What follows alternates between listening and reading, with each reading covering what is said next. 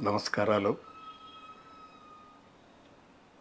ఈరోజు చాలా సుదినం. ముఖ్యంగా నాకెంతో ప్రాముఖ్యం గల రోజు. సరిగ్గా 50 ఏళ్ల క్రితం నేను నటించిన తొలి చిత్రం అంతులేని కథ. ఆ సినిమాలో నటించడం అనేది నిజంగా నా అదృష్టం. మా గురువుగారు కె బాలచంద్ర గారు, ఆయన దర్శకత్వంలో, అలాగే ఆయన అసోసియేట్ ఈరంకి శర్మ గారి ట్రైనింగ్లో నేను ఈ సినిమాలో నటించాం. ఇంకో విషయం ఏంటంటే, ఆ సినిమా రిలీజ్ చేసింది ఎన్టీ రామారావు గారి cinema Aradhana. Sir super duper hit cinema. Sir NT Rama Rao garu, Vanisri గారు నటించినటువంటి ఆరాధన సినిమా మీద డైరెక్ట్గా రిలీజ్ చేశారు ఈ అంతులేని కథ. అది లక్ష్మీ ఫిలిమ్స్, ఇదేమో నవయుగ ఫిలిమ్స్. నవయుగ సంస్థ అంటేనే అందరికీ తెలుసు, మీరే కదా. మాదే. మా నాన్నగారు 1947లో స్థాపించారు ఆ సంస్థని. సార్ ఆ స్వతంత్రం వచ్చిన సంవత్సరం అదే రోజున జెండా ఎగరేసి విజయవాడ గాంధీనగరంలో నవయుగ ఫిల్మ్స్ అనే సంస్థను స్టార్ట్ చేశారు. సార్ ఆ తర్వాత అనేక సినిమాలు మా నాన్నగారు డిస్ట్రిబ్యూషన్ చేశారు. కొన్ని వేల సినిమాలు చేశారు. అయితే అందులో ఇది కూడా ఒక ముఖ్యమైన చిత్రం, అంతులేని కథ. అంతులేని కథ గురించి చాలా మాట్లాడాలి. అయితే నా పర్సనల్ ఎక్స్పీరియన్స్ ఒకటి చెప్తాను. చెప్పండి. కొంత వయసు వచ్చిన తర్వాత మణిరత్నం గారి సినిమాలని ఆరాధించడం మొదలుపెట్టాను. అవును. యువ అని ఒక సినిమా ఉంటుంది. అవును. దాంట్లో కథ ఒక దగ్గర స్టార్ట్ అవుద్ది. 3 క్యారెక్టర్లు ఉంటాయి. కథ జరిగి మళ్ళీ ఎక్కడైతే ఫస్ట్ క్యారెక్టర్ స్టార్ట్ అయిందో రెండో క్యారెక్టర్ మళ్ళీ అక్కడికి వచ్చి ఆ క్యారెక్టర్ స్టార్ట్ అవుద్ది. Okay, good. అంటే స్క్రీన్ ప్లేకి ఒక ఫుల్ఫిల్నెస్ లాగా ఉంటుంది అనమాట అది. అవును, ఆయన గొప్ప దర్శకుడు ఆయన. అప్పటికి నాకు బాలచంద్ర గారి సినిమాలు తెలియదు సార్. ఓకే. అంటే నేను ఇంకా సినిమా లోతుల్లోకి వెళ్ళలేదు, అప్పుడప్పుడు చూస్తున్నాను. Okay okay. ఆ స్క్రీన్ ప్లే చూసి అబ్బా ఇలాంటి ఒక స్క్రీన్ ప్లే ఉంటుందా, కథను చెప్పే విధానం ఇలా ఉంటుందా అని చెప్పి చాలా ముచ్చటపడ్డా, చాలా ఆనందపడ్డా. మణిరత్నం గారిని అడ్మైర్ చేయడం స్టార్ట్ చేశాను. కానీ కొంత వయసు వచ్చిన తర్వాత అంతులేని కథ చూసా. ఫస్ట్ షాటు తల్లి కూతురికి బాక్స్ ఇస్తే అమ్మ ఆఫీస్కి వెళ్ళి వస్తాను అంటది. సినిమా అంతా అయిపోయిన తర్వాత అదే తల్లి మళ్ళీ అదే బాక్స్ ఇస్తే అమ్మ ఆఫీస్కి వెళ్ళి వస్తాను అంటది. అయిపోయింది. Very good, very good. అంటే 50 ఏళ్ల క్రితం ఈ స్క్రీన్ ప్లే రాశారా? అవునండి. ఇది కథాపరంగా అయితే సుజాత గారని ఒక రైటర్ తమిళ్లో. సార్ తెలుసు సార్.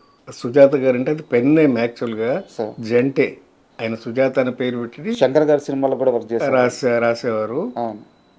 అయితే ఆయన స్క్రీన్ ప్లే మెయిన్ కథ మాత్రం ఆయన ఇచ్చారు.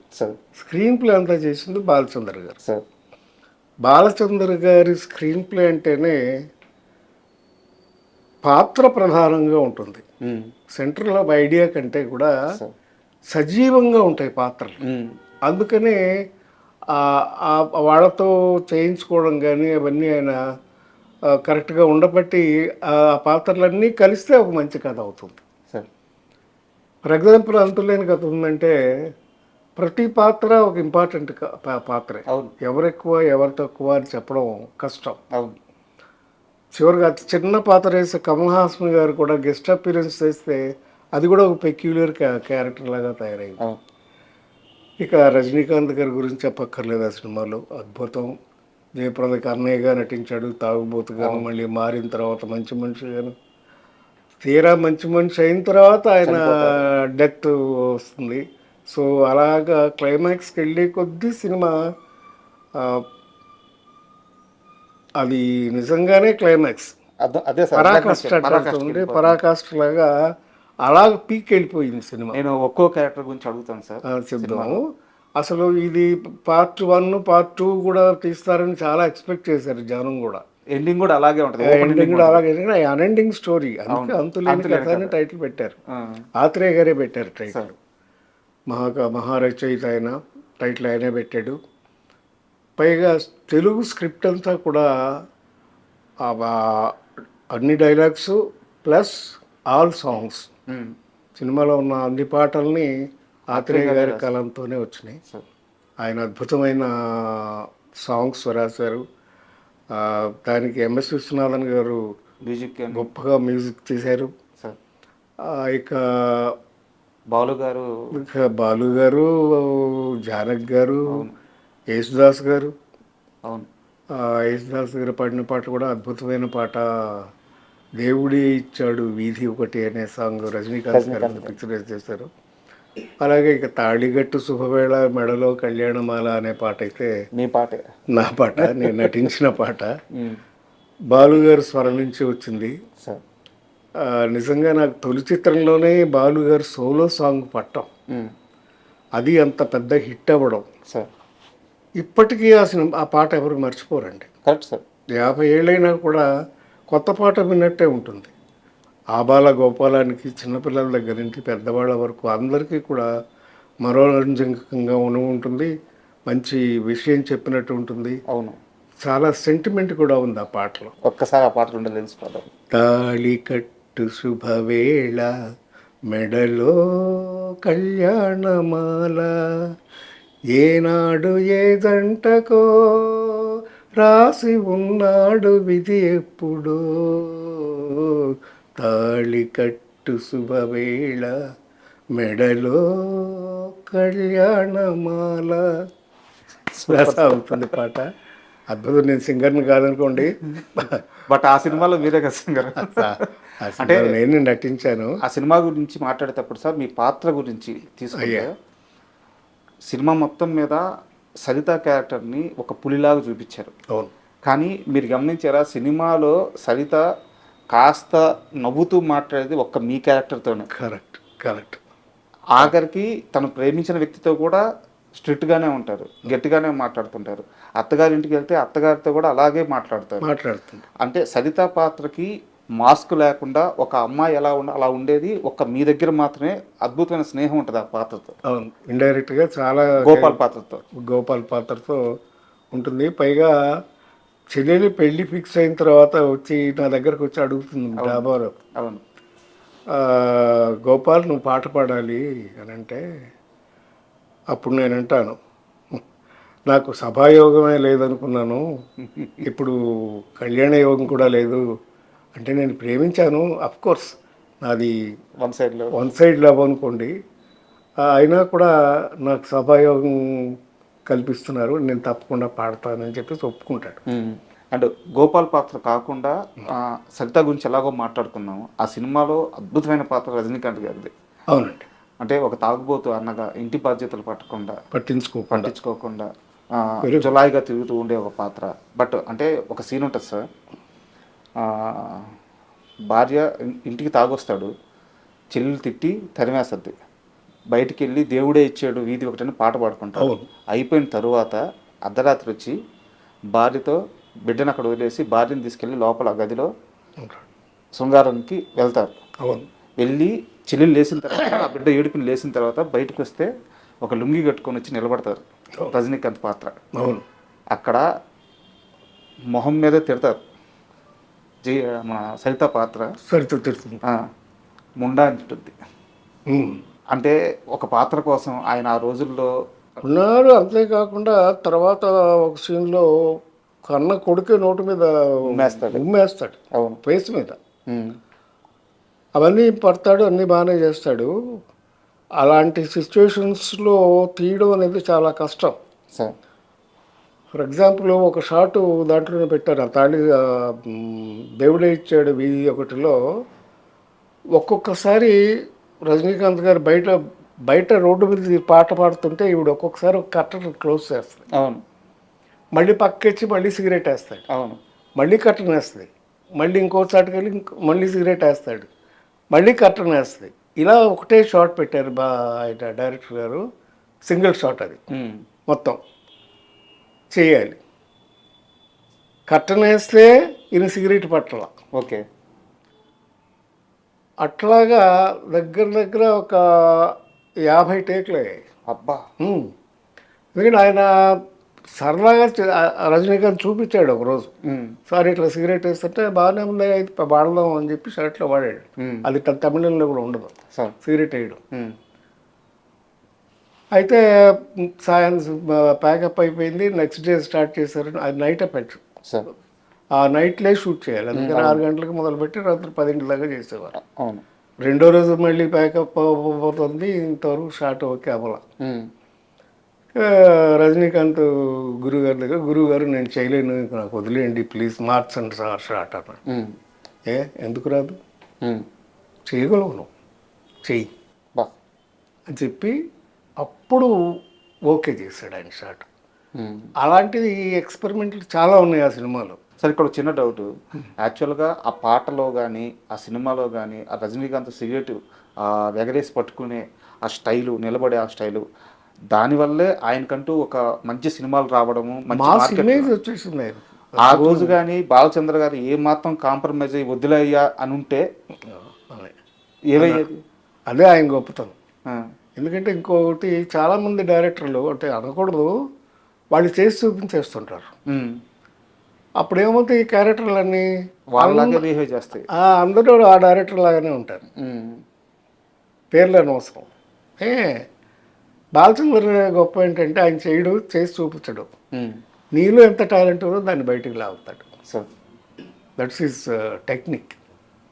మనం చేసేదాన్ని బట్టి ఇంకా ఇంకా ఇంకా ఇంప్రూవ్ చేస్తాడు. బాగా చేస్తున్నారని నాకు ఇంప్రెషన్ కలిగింది అనుకోండి, ఇంకా ఇంప్రూవ్ చేసి ఇంకా పకడబందీగా తీస్తాడు సినిమా.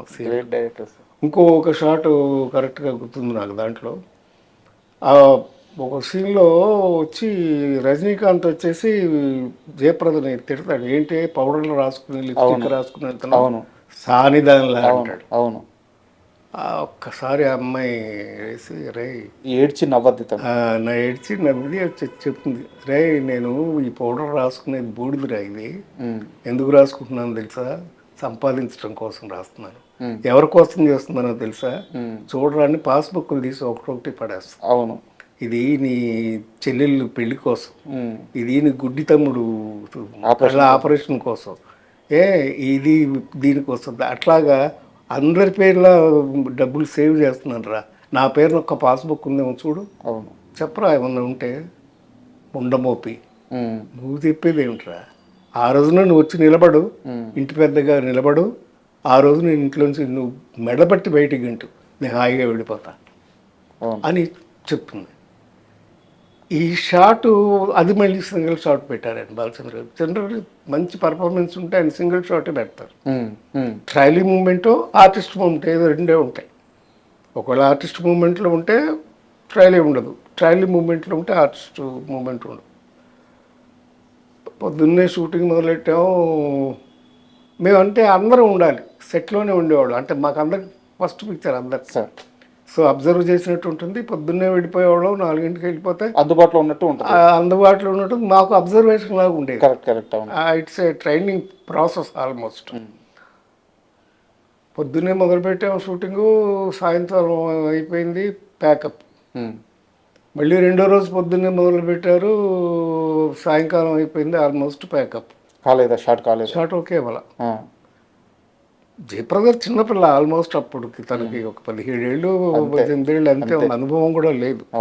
అంటే మేమంటే కొంచెం ఇన్స్టిట్యూట్లో ట్రైన్ అయ్యి వెళ్ళాం కనుక రజనీకాంత్ కానీ నేను కానీ అందుకుని చేసేవాళ్ళం. తను నిజంగా కంగారు పడిపోయింది. మేకప్లో రూమ్లోకి వెళ్ళిపోయి నేను రాజమండ్రి వెళ్ళిపోతాను, నా సినిమా వద్దు ఏడుస్తుంటే అప్పుడు పక్కనే కూర్చుని నేను రజనీకాంత్ మేకప్ రూమ్ అక్కడే న్యూటన్ స్టూడియో అని బాగా గుర్తుంది. లేదమ్మా నువ్వు ఏమాత్రం డిసప్పాయింట్ అవ్వద్దు, ఇది నీకు బ్రహ్మాండమైన పేరు తీసుకొస్తుంది, నువ్వు పెద్ద హీరోయిన్ అయిపోతావు, స్టార్ అయిపోతావు అని చెప్తే అప్పుడు ధైర్యంగా వెళ్ళి చేసింది. మళ్ళీ షార్ట్ ఓకే అయింది. యాక్చువల్గా నాకు నెక్స్ట్ క్వశ్చన్ కూడా అదే సార్. జయప్రద గారిని ఒక ఇంటర్వ్యూలో అడిగితే అసలు ఆ సినిమాలో షూట్ ఏం నడుస్తుంది, నేను ఏం యాక్ట్ చేస్తున్నాను నాకు ఏం తెలియదు, తెలుసుకునే అంత వయసు కూడా నాకు లేదు. కరెక్ట్. బాలచంద్ర గారు ఏమి చెప్తే నేను అది చేశాను. ఇన్ని సంవత్సరాల తర్వాత వెనక్కి తిరిగి చూసుకుంటే నా జీవితంలోనే కాదు ఏ నటి జీవితంలో కూడా అలాంటి క్యారెక్టర్ మళ్ళీ రాదు. కరెక్ట్. అటువంటి అవకాశాన్ని నాకు ఇచ్చారు ఆయన అని చెప్పి అంత ఆనందంగా రైట్ చెప్పారు. రైట్ రైట్ 17 ఏళ్ల వయసుకి అలాంటి ఒక పాత్ర రావడం ఎంత అదృష్టం సార్. నిజంగా అదృష్టం. అలా చేసింది ఇప్పుడు ఆ అమ్మాయి, అద్భుతంగా చేసింది. జంకినట్టు కూడా ఎక్కడ కనపడదు క్యారెక్టరైజేషన్లో.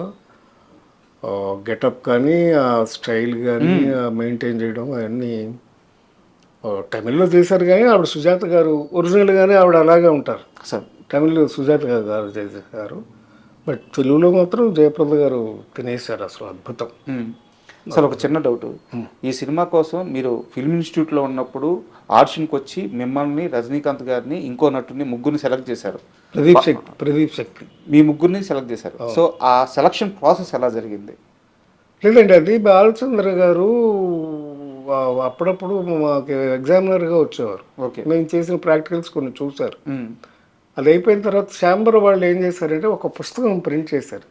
ఆ సంవత్సరం బయటకు వచ్చేసి ఆర్టిస్టులు అందరినీ, మేమే ఫస్ట్ బ్యాచ్ కదా, ఆ ఫోటోలు వేసి ఛాంబర్ బుక్లో ప్రింట్ చేశారు ఫోటోలు. అందులో చూసి సెలెక్ట్ చేశారు. వీళ్ళు బాగుంటారు అనుకుని ఆ ముగ్గురిని మమ్మల్ని సెలెక్ట్ చేసి మాకు బండి పంపించారు. నేను, రజనీకాంత్, ప్రదీప్ శక్తి. ప్రదీప్ శక్తి అంటే మీకు అందరూ తెలుసు, చాలా సింపుల్ చేశాడు, మంచి హైట్గా ఉంటాడు. దాంట్లో కండక్టర్ క్యారెక్టర్ ఆయన ప్రదీప్ శక్తి. గుంటూరు కురాడు, తెలుగు అబ్బాయి. మా ముగ్గురిని ఫస్ట్ పిలిపించారు. ముగ్గురం వెళ్ళాం, కూర్చున్నాం. తమిళ సినిమా అప్పటికే రిలీజ్ అయిపోయింది. అవార్డు ఆడుతాడు కదా, రన్నింగ్ థియేటర్లో బాగా ఆడుతుంది అప్పటికి. అయితే సినిమా చూసారు అని అడిగాడు ఆయన. నేను చూశాను సార్, ఒకసారి చూసారని చెప్పాను. వాడు రజనీకాంత్ ఏం చేసాడు, నేను 4 సార్లు చూశాను సార్ అంటాడు. రజనీకాంత్ సరే అని మొత్తానికి ఆయన మమ్మల్ని పంపించేశారు. పంపించేసిన తర్వాత కొన్నాళ్ళు అయింది, ఇంకా కబురు రాలా, ఎప్పుడు స్టార్ట్ అవుతుందని ఏం తెలియదు, మేము కబురు పెడతామని చెప్పేసి పంపించారు. ఈలోపు బాలచంద్ర గారు సారథి స్టూడియో హైదరాబాద్లో షూట్ చేద్దామని, ఇక్కడ స్టూడియోలో సెట్ చేద్దామని లొకేషన్ చూడడానికి వచ్చారు స్టూడియోకి. వచ్చారు, వెనక్కి తిరిగి వచ్చేసారు. అప్పుడు తెలిసింది ఆయనకి నేను సారథి స్టూడియోస్ మేనేజింగ్ డైరెక్టర్ ప్రసాదరావు గారు అబ్బాయినని. వెళ్ళిన తర్వాత మళ్ళీ పిలిపించారు. పిలిపించి, ఏం నారాయణరావు నాకు ఎందుకు చెప్పలేదు నువ్వు, మా డిస్ట్రిబ్యూటర్ కొడుకునేవని, స్టూడియో ఓనర్ కొడుకుని నాకు ఎందుకు చెప్పలేదు అన్నాడు. లేదు సార్, నేను ఇండివిజువల్గానే ఇన్స్టిట్యూట్లో చదువుకుని వచ్చాను, అదే క్వాలిఫికేషన్ కదా, అందుకని నేను చెప్పడం ఇష్టం లేక చెప్పలేదు సార్ అన్నాడు. వెరీ గుడ్, నీకు వేషం కన్ఫర్మ్ చేస్తాను, నేను వేషం కన్ఫర్మ్ చేశాను. సో అలాగా రజనీకాంత్ గారితో ఎలా జరిగింది? అది ఇద్దరికి అలాగే వెళ్ళింది. రజనీకాంత్ కూడా మేము ఫస్ట్ టైం వెళ్ళినప్పుడే ఆయన ఇంటర్వ్యూ చేశాడు, చేసి పంపించేశారు. తర్వాత షూటింగ్ పిలిచి మళ్ళీ వేషం కన్ఫర్మ్ చేశారు. ఈ ఇంటర్వ్యూకి వస్తున్నాను అన్నప్పుడు చాలా మంది పెద్దవారితో మాట్లాడాను. వాళ్ళు చెప్పిన ఒక మాట నాకు చాలా అంటే ఆశ్చర్యం, ఆనందం కూడా కలిగించింది. అలాంటి మనిషిని కలవబోతున్నానని. ఓకే. ఇప్పుడున్న సౌత్ కాదు, ఓవరాల్ ఇండియన్ ఫిలిం ఎవరైతే మనుషులు ఉన్నారో, ఆర్టిస్టులు ఉన్నారో, స్టార్స్ ఉన్నారో, రజనీకాంత్ గారిని రే అని పిలవగలిగిన ఒకే ఒక్కడు నారాయణరావు. ఈ రోజు నువ్వు వెళ్ళి ఆయన్ని కలవబోతున్నావు అని చెప్పారు. ఎప్పుడు ఒకే దీంట్లో ఉన్నాం, ఎప్పుడు కాదు, వాళ్ళు ఇద్దరికి అలవాటు ఉంది, కానీ ఒకే సిగరెట్ కాల్చేవాళ్ళం.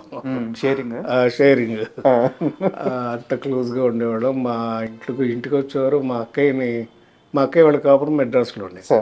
సో మా అక్కయ్యని పిలిచేవాడు, భోజనాలకు కానీ వాటికి కానీ రావటం, చాలా క్లోజ్గా ఉండేవాళ్ళం. కంటిన్యూస్ అండి. అంతులేని కథలో యాక్ట్ చేయడమే కాకుండా తర్వాత వరుసగా 2 సినిమాలు యాక్ట్ చేసాం సార్. చిలకమ్మ చెప్పింది అని ఒక సినిమా, ఈరంకి శర్మ గారి డైరెక్షన్.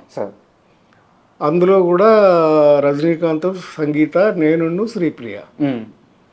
అది ఈరంకి శర్మ గారని ఆయన డైరెక్షన్. ఫస్ట్ పిక్చర్ ఆయన డైరెక్షన్లో, బాలచంద్ర గారి కో డైరెక్టర్. అది పాలకొల్లో షూటింగ్ చేసేవాళ్ళం. 3 నెలలు 15 రోజులు 10 రోజులు షెడ్యూల్ పాలకొల్లోనే షూటింగ్. మళ్ళీ అందరం మాకు ఎట్లా ఉండేదంటే ఆ రోజుల్లో కార్డ్ షీట్ అని షూటింగ్ ఉంటేనే వెళ్ళాలి, ఆ పద్ధతి లేదు అప్పుడు. మేమే ట్రావెలింగ్ దోసేవాళ్ళం, మేమే కెమెరాలు మోసుకెళ్ళేవాళ్ళం, మేమే అట్లాగే స్క్రిప్ట్లు చదివేవాళ్ళు, అసిస్టెంట్లు వేరే వాళ్ళకి డైలాగులు నిలిపేవాళ్ళు. అలా యాక్ట్ చేస్తూ ఉండగా పాలకొల్లో చేస్తున్నప్పుడు ఒక అబ్బాయి వచ్చాడు. ఎవరో తెలుసా అబ్బాయి? పాలకొల్లు అంటేనే చేసేసి ఉంటారు. చెప్పండి, మీ నోటితో చెప్పండి. ఆయన అప్పుడే చదువుకుని ఫినిష్ చేసి వచ్చారు, చదువు అయిపోయింది. మేము రజనీకాంత్ నేను ఇద్దరం షూటింగ్లో ఉన్నాం. మాతో వచ్చి మాట్లాడారు. మాట్లాడిన తర్వాత హోటల్ ఉంటే మా హోటల్కి వచ్చి మాతో పాటు ఉండి చాలాసేపు మాట్లాడి ఫైనల్గా చెప్పింది ఏంటంటే నాకు కూడా యాక్టింగ్ నేర్చుకోవాలని ఉంది అని అన్నాడు. ఆయన యాక్ట్ చేయాలని ఉందని. అప్పుడు మేము ఇద్దరు చెప్పిన సలహా ఏంటంటే మేమిద్దరం కూడా అదే ఇన్స్టిట్యూట్లో చదువుకున్నామయ్యా. అప్పుడు వచ్చి ఏమని పిలిచారు మిమ్మల్ని? సార్ అన్నారా, హీరో గారు అన్నారా? మమ్మల్ని అంటే సార్ అనేవాడు, అన్నయ్య అనేవాడు. అట్లా చెప్పండి. మేము వయసులో పెద్దాళ్ళం కదా. రజనీకాంత్ నాకంటే 4 5 పెద్దాడు. ఆ అబ్బాయి రజనీకాంత్ గారిని ఏమని పిలిచారు? అన్నయ్య అని పిలిచాడు. అన్నయ్య అని పిలిచారు. మిమ్మల్ని అన్నయ్య అని పిలిచారు. తర్వాత ఏం సలహా ఇచ్చారు అబ్బాయికి? సరే అబ్బాయిని వెంటనే వచ్చి జాయిన్ అవ్వమంటే మెడ్రాస్ వచ్చి ఇన్స్టిట్యూట్లో జాయిన్ అయ్యాడు. తర్వాత ఇప్పుడు ఎంత ఉన్నాడో ఎంత ఎదిగాడో మీ అందరికీ తెలుసు. చెప్పండి అబ్బాయి పేరు చెప్పండి. నేను చెప్పాలా ఇంకా? మెగాస్టార్ చిరంజీవి. అప్పుడు మా పరిచయమే. ఆ తర్వాత ఆయన మెడ్రాస్ రావడం, ఇన్స్టిట్యూట్లో ఆయన చదువుతున్న రోజుల్లో కూడా నేను వెళ్తూ ఉండేవాడిని. ఎందుకంటే మాకు టీచరు దేవదాస్ కంకాల్ గారు, మా బ్యాచ్ కూడా ఆయన ప్రొఫెసర్.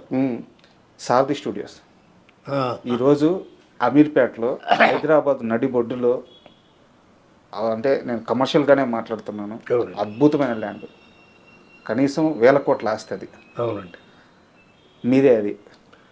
అవునండి. అంటే యాక్చువల్ బేసికల్గా మా ఫాదర్ మొదటి నుంచి డిస్ట్రిబ్యూటర్, చెప్పాను కదా, నవయుగ ఫిలిమ్స్. అవును, నవయుగ సంస్థ అనేది టాప్ మోస్ట్ డిస్ట్రిబ్యూషన్ సంస్థ ఇన్ ఆంధ్రప్రదేశ్.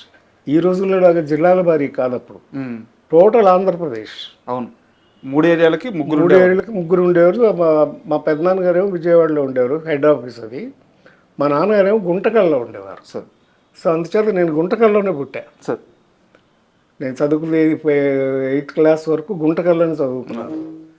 ఆ తర్వాత సారథి స్టూడియోస్ తీసుకోవాల్సిన పరిస్థితి వచ్చింది. ఎందుకంటే అక్కినేని నాగేశ్వరరావు గారు ఎన్టీ రామారావు గారి అపోజిషన్ భరించలేక హైదరాబాద్ వెళ్ళిపోయి షిఫ్ట్ అయిపోదామని డిసైడ్ చేసుకున్నాడు. ఆయన భరించలేక కాంపిటీషన్కే. ఎందుకంటే ఆయన డామినేటింగ్ అప్పుడు. ఎందుకంటే ఎక్కువ సంస్థలు, ఇప్పుడు విజయవాహిని అంటే కంప్లీట్గా రామారావు గారి సినిమాలు. ఓకే, ఆయనకి ఎప్పుడు కూడా కాంపిటీషన్ ఉండేది వీళ్ళిద్దరికి. బట్ ఆయన ఎప్పుడు పై చేయగానే ఉండేవారు ఎన్టీ రామారావు గారు. ఆయన ఏ క్యారెక్టర్ అయినా వేసేవాడు, మహానుభావుడు. నాగేశ్వరరావు గారు ఏమో రొమాంటిక్ క్యారెక్టర్స్, కథ ఇంపార్టెన్స్ ఉన్న క్యారెక్టర్స్, సాంఘిక సినిమాలు ఇలా. మొదట్లో జానపద సినిమాలు కూడా చేశారు ఈయన. కీలుగుర్రం అన్నీ కూడా జానపదాలు కూడా చేశారు ఈయన. కృష్ణుడు వేశారు, అర్జునుడు వేశారు, అన్నీ వేశారు. ఆయన కామెడీ కూడా చేశారు కదా, మిస్సమ్మలు ఎంత గొప్పగా చేశారు ఆయన, మహానటుడు. అయితే ఏదైనా ఆయన కాంపిటీషన్ ఫీల్ అయ్యడం కొంత, చెన్నారెడ్డి గారి స్నేహం కొంత. ఓకే, మర్రి చెన్నారెడ్డి గారు చీఫ్ మినిస్టర్. అయితే ఇట్లా ఇండస్ట్రీ ఇక్కడ హైదరాబాద్ షిఫ్ట్ అయితే బాగుంటుందని అయితే, అప్పుడు నాగేశ్వరరావు గారు అంటే నాకు అక్కడ స్టూడియో లేదు.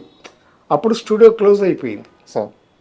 వాళ్ళు అది యాక్చువల్గా చల్లపల్లి రాజా గారిది ప్రాపర్టీ. అంటే చల్లపల్లి మహారాజా గారిది వాళ్ళ అబ్బాయి రామకృష్ణ ప్రసాద్ గారని, చల్లపల్లి రాజా గారు రియల్గా రాజు గారు ఆయన. వారిది సారథి బ్యానర్. సారథి బ్యానర్ అంటే అంతకుముందు చాలా పెద్ద పెద్ద సినిమాలు తీశారు. తమ్మారెడ్డి భరద్వాజ నాన్నగారు కూడా అక్కడ వర్క్ చేసినట్టు, దానికి మేనేజర్గా చేశారు. అవును, ఆయన తర్వాత మా నాన్నగారు. అవును. అంటే అది ఎలా జరిగిందంటే, ఫస్ట్ ఆ బ్యానర్, సారథి బ్యానర్ చాలా రామారావు గారితో ఆత్మబంధువు, కలిసి ఉంటే కల సుఖం, ఇలాంటి సినిమాలన్నీ సారథిలో తీసినాయి. రోజులు మారాయి నాగేశ్వరరావు గారితో. అప్పుడు నవయుగ ఫిలిమ్స్ వాళ్ళు సారథి స్టూడియో 45% షేర్స్ కొనుక్కున్నారు. అప్పటి నుంచి మా నాన్నగారు గుంటకల్ నుంచి ఇక్కడికి షిఫ్ట్ అయ్యారు స్టూడియో మేనేజ్ చేయడానికి. 64లో 64 నుంచి సారథి స్టూడియోస్ నాన్నగారే చూసుకున్నారు. మొదట్లో ఒకటే ఫ్లోర్ ఉండేది, తర్వాత 2 ఫ్లోర్లు కట్టారు, మొత్తం 3 ఫ్లోర్లు అయినాయి. స్టూడియో బ్రహ్మాండంగా నడిచేది అప్పుడు. ఇప్పుడు మెట్రో స్టేషన్ ఉంది కూడా అంతా సారథి స్టూడియోస్లోనే ఉండేది. అప్పట్లో అమీర్పేట మెట్రో స్టేషన్ ఉంది, అదంతా సారథి స్టూడియోస్ గేటే. అక్కడ ఉండేది మెయిన్ గేటు. స్టూడియో మీరు అమ్మేసుకున్నారో లేకుంటే మీ వాటాలు మీరు వెనక్కి తీసుకున్నారో నాకు అంత ఐడియా లేదు. బట్ ఆ రోజుల్లో మీరు స్టూడియో కొనడానికి ఎంత ఇన్వెస్ట్ చేశారు, ఎంత మీకు రిటర్న్ వచ్చింది? లేదండి, అది ఇన్వెస్ట్మెంట్ అంటే నవైగా నుంచి ఫండ్స్ వచ్చాయి. నవైగా అప్పటికే బాగా పెద్ద కంపెనీ. సినిమాలు కొన్ని వేల సినిమాలు రిలీజ్ చేశారు, కొన్ని వేల సినిమాలు సూపర్ హిట్లు అయినాయి. సో దాని ఇన్వెస్ట్మెంటే సారథి స్టూడియోకి తీసుకున్నారు. అంటే నేను అడిగేది ఏంటంటే మీ షేర్లు వదులుకోకుండా ఉండాల్సింది లేదండి. అదేంటంటే ఫ్యామిలీ ఇది. మా ఫాదర్ వాళ్ళు 3 brothers plus private limited company. It's not a ownership company కాదు. సో అందుకని షేర్స్ ఉండే ఎవరికి వాళ్ళకి. వాళ్ళ బ్రదర్స్ నెక్స్ట్ జనరేషన్ వాళ్ళు మాకు కలిసి రాలేదు, ఒకరికొకరు పడలేదు. మామూలే భారతం అంతే, ఏ కుటుంబం అయినా అంతే. పెద్ద పెద్ద వాహిని స్టూడియో అట్లాంటివి అయిపోయింది, ఏబిఎం అలాగే అయిపోయింది. సో అలాంటి పరిస్థితుల్లో స్టూడియోని అమ్మేయాల్సి వచ్చింది. అమ్మేశారు. ఎందుకు అమ్మారు సార్? మీకు ఏమన్నా అంత డీటెయిల్స్ నాకు తెలియదు. మహా అయితే కొన్ని లక్షల్లో ఉంటుందా? లక్షల కోట్లు కదండి, 12 ఎకరాలు. మీరు అమ్మినప్పుడు? మేము అమ్మినప్పుడే కోట్లు అండి. అప్పుడే కోట్ల? 80s మేము అమ్మింది ఎప్పుడు? 84లో. 80s తర్వాత. 80s తర్వాత కదా మేము అమ్మింది. కొన్నది ఎప్పుడు 64లో. ఇప్పుడైతే వేల కోట్లు ఉంటాయి. అంతే కదండి మరి. అంటే అప్పట్లో మాకు డివిజన్ మాకు అది ఒకటే ప్రాపర్టీ కాదు, ఇంకా ఉండేది సరోవర్ హోటల్ ఉండేది. షాపూర్ వాడి అని సెక్రటరియట్ ఎదురుగా సరోవర్ హోటల్ ఉండేది. ఫస్ట్ డ్రైవింగ్ రెస్టారెంట్ అది సరోవర్ ఉండేది. ఇవన్నీ ప్రాపర్టీస్ ఉండేవి. బ్రదర్స్ వాళ్ళు నెక్స్ట్ జనరేషన్ రాలేదు. మా బ్రదర్స్లో కూడా డిఫరెంట్ ప్రొఫెషన్స్కి వెళ్ళిపోయాం. సో అందుచేత అలాగా క్లోజ్ చేయాల్సి వచ్చింది. సార్, ఇండస్ట్రీలో సీనియర్ హీరోల విషయంలో కాస్త మనస్పర్ధలు అంటే అందరూ కృష్ణ గారు ఎన్టీఆర్ గారి మధ్య అని చెప్తారు, లేదా అప్పుడప్పుడు ఏఎన్ఆర్ గారు ఎన్టీఆర్ గారి మధ్య కూడా వచ్చినాయని చెప్తారు. చిన్న చిన్న భేదాలు కానీ అంటే కానీ ఎప్పుడు కూడా ఎవరు కూడా కృష్ణ గారి మధ్య నాగేశ్వరరావు గారి మధ్య విభేదాలు గురించి చెప్పరు, అసలు రాలేదని అంటారు. అయితే ఒక్క సినిమా విషయంలో వీళ్ళిద్దరి మధ్య విభేదం వచ్చింది, దానికి సారథి స్టూడియోనే సాక్ష్యంగా నిలిచింది అని చెప్పి చెప్తారు. కరెక్టే, చాలా కరెక్ట్. అదేంటంటే దేవదాస్కి ఏమైందంటే అప్పుడు అక్కినేని నాగేశ్వరరావు గారు అమెరికా వెళ్ళి హార్ట్ ఆపరేషన్ చేయించుకున్నారు. ఒక 1 year అక్కడే రెస్ట్ తీసుకున్నారు, రాలేదంటే. ఆ రోజుల్లో ఇంత ఈజీ కాదు హార్ట్ ఆపరేషన్ అంటే. అయితే వెళ్ళి 1 year రాలేదు. ఆ 1 year స్టూడియో మూత పడిపోయింది, వర్క్ జరగలేదు, వర్క్ లేదు. నాగేశ్వరరావు గారు లేకపోతే లేదు సారథి అప్పట్లో. దాంతో ఏమైంది, లేబర్ ప్రాబ్లం వచ్చింది. లేబర్ ప్రాబ్లం వస్తే పి జనార్దన్ రెడ్డి గారికి మా ఫాదర్కి క్లాష్ వచ్చి, మా ఫాదర్ మేనేజ్మెంట్ అప్పుడు స్టూడియో. మా ఫాదరు స్టూడియో మూసేశారు, క్లోజ్ చేశారు. నాగేశ్వరరావు గారు తిరిగి వచ్చారు అమెరికా నుంచి. రాకముందే ఏమైంది, ఈలోపు ఎట్లాగైతే నాగేశ్వరరావు గారి సినిమాలు ఎక్కువ మేము నవైగా చేసామో, మా సిస్టర్ కన్సర్న్ శ్రీ ఫిలిమ్స్ అని ఉంది. దాంట్లో కృష్ణ గారి సినిమాలు ఎక్కువ చేశారు, రిలీజ్ చేశారు అన్నీ. కృష్ణ గారి ఫస్ట్ పిక్చర్ నుంచి అగ్ని సాక్షి అక్కడి నుంచి చాలా సినిమాలు, కృష్ణ గారి సినిమాలు కూడా వాడు సొంత సినిమాలు, పద్మాలయ సినిమాలు. అసలు ఆయన ఫస్ట్ లేత మనసులు రిలీజ్ చేసిందే తేనె మనసులు, నా శ్రీ ఫిలిమ్స్. బాబు మూవీస్ మంచి మనసులు, మూవీ మనసులు, తేనె మనసులు, ఇవన్నీ కూడా నవైగాను శ్రీ ఫిలిమ్స్ రిలీజ్. కృష్ణ గారి వచ్చి పద్మాలయ సినిమా పద్మాలయ బ్యానర్లో తీస్తుంటే శ్రీ ఫిలిమ్స్ మేము రిలీజ్ డిస్ట్రిబ్యూషన్ తీసుకున్నాం. నాగేశ్వరరావు గారు చాలా సీరియస్ అయ్యారంట. ఆయన కోపం వచ్చింది. అప్పుడు అమెరికా నుంచి తిరిగి వచ్చేసరికి తిరిగి వచ్చారు. ఇట్లా సినిమాకి రెడీ అయిపోతుంది, ఇక్కడ అయిపోయింది డిస్ట్రిబ్యూషన్ మా శ్రీ ఫిలిమ్స్. అప్పుడు ఆయన కోపం వస్తే ఏం చేశాడు, ఆయన పాత దేవదాస్ నెగిటివ్ కొనుక్కొచ్చారు. ఆయనకి ఎవరో సలహా ఇచ్చారు, ఆయనకే వచ్చిందా మరి. తీసుకొచ్చి పాత దేవదాసుని రిలీజ్ చేశారు పోటీ కొత్త దేవదాసు మీద. కొత్త దేవదాసు ఫ్లాప్ అయింది, పాత దేవదాసు 100 రోజులు ఆడింది. రెండోసారి కూడా. రెండోసారి ఫస్ట్ వన్ పెద్ద అంత సక్సెస్ కాదు. ఒరిజినల్గా దేవదాస్ రిలీజ్ అయినప్పుడు అంత సక్సెస్ కాదు, పేరు వచ్చింది కానీ అంత 100 రోజులు ఆడటం ఇలా లేదు. యాక్చువల్గా రెండోసారి రిలీజ్ చేసినప్పుడు అది 100 రోజులు ఆడింది. ఈ సమ్మర్ వచ్చింది. అప్పుడు వచ్చినప్పుడు నాగేశ్వరరావు గారు తిరిగి వచ్చారు. తిరిగి రాగానే స్టూడియో ఓపెన్ చేయమని అడిగారు మా ఫాదర్ని. లేబర్ ప్రాబ్లం ఉంది, నేను ఓపెన్ చేయను అన్నారు మా ఫాదర్. నేను ఓపెన్ చేయనండి, కుదరదు, ఇప్పుడు లేబర్ ప్రాబ్లం ఉంది, సో అది ఓపెన్ చేయడానికి వీలు కదంటే అప్పుడు ఆయన సరే అని చెప్పేసి అంజలీదేవి గారి సినిమా వెళ్ళి బెంగళూరులో షూట్ చేశారు. ఎందుకంటే చెన్నై వెళ్ళటం ఇష్టం లేదు ఆయనకి. మళ్ళీ చెన్నై ఎప్పుడు వెళ్ళేవారంటే అక్కడ సొంత స్టూడియో ఉంటే దానికి మాత్రం వెళ్ళేవారు షూటింగ్. అది ఆయన మనసులో పెట్టుకున్నారు, ఇప్పుడు అలాగే చేస్తున్నారు. ఇప్పుడు విజయ కానీ అక్కడ స్టూడియో ఉంటుంది, వీనస్ కానీ వాళ్ళ సొంత స్టూడియో ఉన్న వాళ్ళకైతేనే మెడ్రాస్ వెళ్ళేవారు, లేకపోతే ఇక్కడి నుంచి మెడ్రాస్ వెళ్ళేవారు కాదు. ఇక్కడే ఆయన ఫిక్స్ అయిపోయారు, హైదరాబాద్లోనే ఉండాలని ఫిక్స్ అయిపోయి ఇక్కడికి వచ్చేసారు. అప్పుడు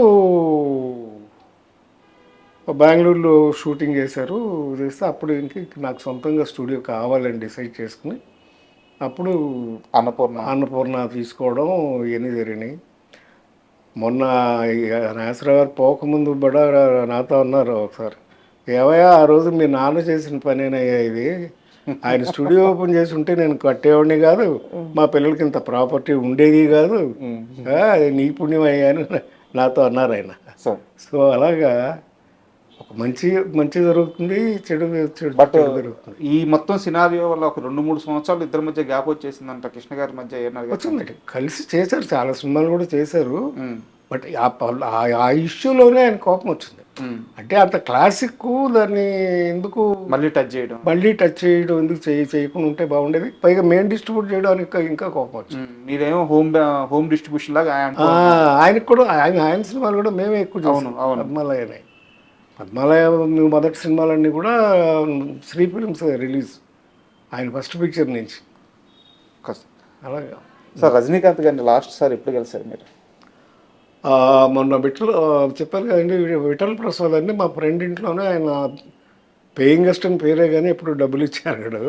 వాళ్ళ అమ్మగారే భోజనం పెట్టింది, కొడుకులు తన విఠల్ ప్రసాద్ వాళ్ళ 2 అన్నదమ్ములు. అయితే వాళ్ళలో కానీ ఈయన కూడా చూసుకునేది. వాళ్ళ ఇంట్లోనే ఒక రూము మ్యూజిక్ అకాడమీ అని చెన్నైలో ఉంటుంది, దాని పక్కన వెనకాల. విఠల్ ప్రసాద్ వాళ్ళ ఫాదర్ కూడా జమీందార్ గారి దగ్గర దివాన్గా పనిచేసేవారు వాళ్ళ ఫాదర్ ఒకప్పుడు. మంచి ఇల్లు ఉండేది, ఆ ఇంట్లోనే పాపం ఆశ్రయం ఇచ్చింది. తర్వాత వాళ్ళని కూడా బాగా చూసుకున్నాడు రజనీకాంత్. వాళ్ళ అమ్మగారికి ఇల్లు కొనిపెట్టాడు. మళ్ళీ వాళ్ళిద్దరికి విఠల్ ప్రసాద్ అని ఆయనకి వాళ్ళ బ్రదర్ వేణు అని ఆయన కాల్ షీట్లు అన్నీ అప్పచెప్పాడు, వాళ్ళకి డబ్బులు అన్నీ చూశాడు, చాలా బాగా చూసుకున్నాడు. వాళ్ళ అమ్మాయి పెళ్ళి అయితే వెళ్ళాం. ఓకే, వెళ్తే ఆ రోజంతా మా దగ్గర. ఇది ఏ సంవత్సరంలో పెళ్లి జరిగింది? ఒక 3 years అయింది, 3-4 years అయింది. కళ్యాణ మంటపం, ఆయన కళ్యాణ మంటపంలోనే పెళ్లి చేశారు. పెళ్ళి అయిన తర్వాత మమ్మల్ని అందరినీ ఆయన తోటకు తీసుకెళ్ళాడు, మా ఫ్రెండ్స్ అందరినీ. ఓకే, మేము 15 మంది దాకా ఉన్నాం బ్యాచ్. అందరం వెళ్ళాము, రోజంతా ఆయనతోనే స్పెండ్ చేసి వాళ్ళందరినీ మధ్యాహ్నం లంచ్ ఇంటికి తీసుకెళ్ళి వాళ్ళ ఆవిడని స్వయంగా వడ్డం చేయమని వాళ్ళతో భోజనాలు పెట్టి మా అందరికి బట్టలు పెట్టి పంపించాడు. సో అలాగే ఫ్రెండ్స్ని బాగా చూసుకుంటాం. ఏమని పిలుస్తున్నారు ఇప్పుడు? అరే అనుకుంటాం మేము. ప్రదీప్ శక్తి గారు కానీ మేమంతా మేము ఫ్రెండ్స్ అలా అనుకుంటాం, అలాగే అరే అనుకుంటాం, అంతే కదా. నేను తర్వాత మెల్లగా ఏంటంటే చిరంజీవి గారిని నేను ప్రొడ్యూసర్ అయ్యి ఆయన హీరో అయిన తర్వాత పేరు పెట్టి పిలవడం అది బాగోదని మెల్లమెల్లగా అప్పుడు కూడా చిరు అని పిలిచేవాళ్ళం, అంతేగాని అట్లాగా. మీరు ఇందాక ఒక మాట అన్నారు ఇప్పుడే, కెరీర్ స్టార్టింగ్లో వారి ఇంట్లో పేయింగ్ గెస్ట్గా ఉండేవారు కానీ బట్ ఎప్పుడు పే చేసేవాళ్ళు కాదు, కానీ వాళ్ళు చూపించిన ఆదరణ గుర్తుపెట్టుకొని వాళ్ళకి ఇల్లు కట్టించారు, వాళ్ళ లైఫ్ సెటిల్ చేశారు, పెళ్లి చేశారని చెప్పారు. ఈ దానం కూడా మొదటి నుంచి ఉండేది రజనీకాంత్ గారి విషయంలో. అంటే మొదట్లో పరిస్థితి లేదు కదా ఆయనకి, తర్వాత ఎక్కడి నుంచి వస్తుంది, తర్వాత వచ్చింది. మీరు అంతా దగ్గర నుంచి చూసారు. రజనీ తను సంపాదించడం మొదలుపెట్టిన తర్వాత వాళ్ళ ఇంట్లో ఏంటంటే గేటు పక్కనే ఒక షెడ్ ఉండేది. ఓకే, ఆయన ఇంటికి పాయిస్ గార్డెన్లో ఆయనకి ఇల్లు ఉంటుంది.